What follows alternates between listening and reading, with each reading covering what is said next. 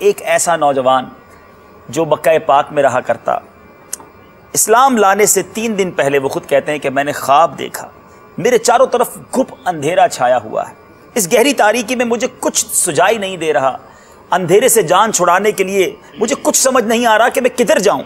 اچانک میرے سامنے چاند نمودار ہوا، جب چاند نمودار ہوا تو میں چاند کی طرف گیا تو کیا دیکھتا ہوں کہ کچھ آدمی پہلے اس چاند کے قریب پہنچ چکے ہیں۔ غور کیا تو ان میں حضرت ابوبکر صدیق، سیدنا علی بن ابو طالب، حضرت سیدنا زید بن حارثہ ہیں۔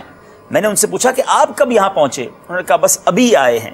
اس خواب کے 3 دن کے بعد کہتے ہیں مجھے پتہ چلا کہ سید المبلغین رحمت للعالمین صلی اللہ تعالی علیہ وسلم نے اسلام کی دعوت دینا شروع کر دی ہے، مگر یہ چھپ چھپ کر کام ہو رہا ہے۔ کہتے ہیں میں سمجھ گیا کہ مجھے جو کفر کی تاریکیوں سے نجات ملنی ہے، میرے خواب کی تعبیر یہ ہے، یہی وہ چاند ہیں۔ نبی پاک علیہ الصلوۃ والسلام کی بارگاہ میں پہنچا، آپ اجیاد نامی مقام پر تشریف فرما تھے۔ اگر یہ وہی اجیاد ہے جو آج مکہ پاک میں ایک محلہ بڑا مشہور ہے، تو چلیں آج یہ واقعہ بھی پتہ چل رہا ہے کہ اجیاد میں میرے آقا علیہ الصلوۃ والسلام تشریف فرما تھے۔ میں نے حاضر خدمت ہو کر عرض کی آپ کس چیز کی دعوت دیتے ہیں؟ نبی پاک علیہ الصلوۃ والسلام نے فرمایا تم اس بات کی گواہی دو کہ اللہ کے سوا کوئی معبود نہیں اور محمد صلی اللہ تعالی علیہ وسلم اللہ کے رسول ہیں۔ کہتے ہیں میں نے فوراً کہا کہ میں گواہی دیتا ہوں کہ اللہ کے سوا کوئی معبود نہیں، اور اس بات کی گواہی دیتا ہوں کہ آپ علیہ الصلوۃ والسلام اللہ عز و جل کے رسول ہیں۔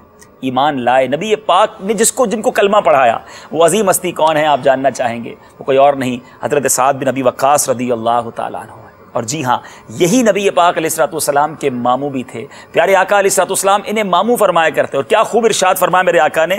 میرے آقا علیہ الصلوۃ والسلام فرماتے یہ میرے ماموں ہیں، اگر کسی کا ایسا ماموں ہو تو دکھائے۔ کیا بات۔ اور مفسر شہیر حکیم الامت حضرت مفتی احمد یار خان اس حدیث پاک کی شرح میں فرماتے ہیں کہ ایسا شاندار ماموں کسی کو نہیں ملا جیسا ماموں اللہ نے مجھے دیا ہے۔ یہ حضرت سعد کی انتہائی عظمت ہے جو نبی پاک نے یہ فرمایا۔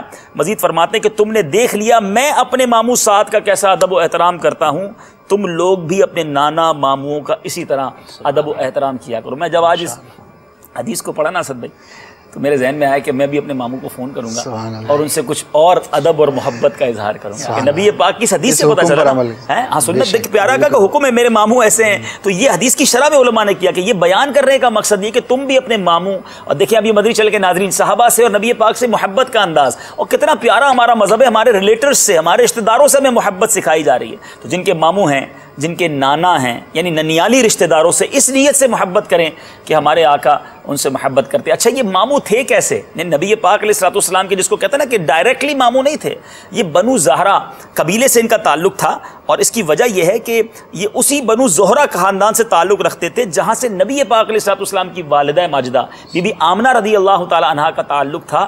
اس لیے نبی پاک علیہ الصلوۃ والسلام چونکہ خاندان ایک تھا، انہیں اپنا ماموں ارشاد فرمایا کرتے۔ یا تو یہ تیسرے نمبر پر ایمان لائے ہیں یا یہ 7ویں نمبر پر ایمان لائے ہیں۔ ون آف دا ارلیسٹ ایمان لانے والوں میں سے یہ ہیں، اور یہ بات طے ہے کہ جس دن آپ نے اسلام قبول کیا اس دن کسی اور نے اسلام قبول نہیں کیا، اس دن صرف آپ ایمان لائے۔ والدہ سے بڑا پیار، بڑی والہانہ اپنی ماں سے محبت تھی۔ اچھا جب یہ ایمان لائے تو والدہ ناراض ہو گئی، ناراض بھی ایسے ہوئی کہ ماں نے کہا کہ اے میرے لال، میرے جگر کے ٹکڑے، میرے فرما بردار بیٹے، یہ تو نے کیا کیا؟ اپنے باپ دادا کے دین کو چھوڑ دیا۔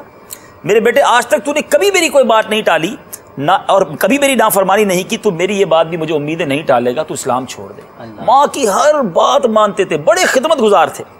اگر ماں کہتی ایسا نہ کیا تو میں کھانا پینا چھوڑ دوں گی اور سوکھ کر مر جاؤں گی، اور یہ سب تیرے سبب ہوگا، لوگ تجھے قاتل کہیں گے۔ ایک طرف اسلام، ایک طرف نبی پاک کی محبت، اور دوسری طرف ماں جس کی ہر بات مانتے، اور ماں نے کرنا بھی ایسا شروع کر دیا۔ دھوپ میں بیٹھ گئی، کھانا پینا چھوڑ دیا، کمزور ہو گئی، اور ماں کو امید تھی کہ میری یہ حالت دیکھ کر آپ پلٹ آئیں گے۔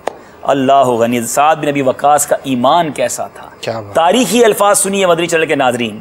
آپ کہتے ہیں اے میری ماں، واقعی اگر کوئی دنیاوی معاملہ ہوتا میں تیری ہرگز نافرمانی نہ کرتا، مگر یہ معاملہ میرے اس محبوب کا ہے جس سے میں تجھ سے کروڑوں گنا زیادہ محبت کرتا ہوں۔ اے ماں، یہ اس ذات اقدس کا معاملہ ہے جو رحمت للعالمین ہیں، جو شفیع المذنبین ہیں، جو راحت العاشقین ہیں، جن کی جدائی کے مقابلے میں دنیا کی کوئی چیز مانے نہیں ہو سکتی۔ سب کو ٹھکرا دوں گا، تیری ایک جان تو کیا اگر 100 جانیں ہوں اور ایک ایک کر کے سب قربان کرنی پڑیں، سب کو قربان کر دوں گا، مگر دین اسلام سے نہ پھروں گا، سرکار علیہ الصلوۃ والسلام کے دامن کو نہ چھوڑوں گا۔ جب ماں نے یہ سنا، یہ جذبہ دیکھا، تو اب اس نے بھی کھانا پینا شروع کر دیا، اور مایوس ہو گئی کہ اس نے پلٹ کر نہیں آنا۔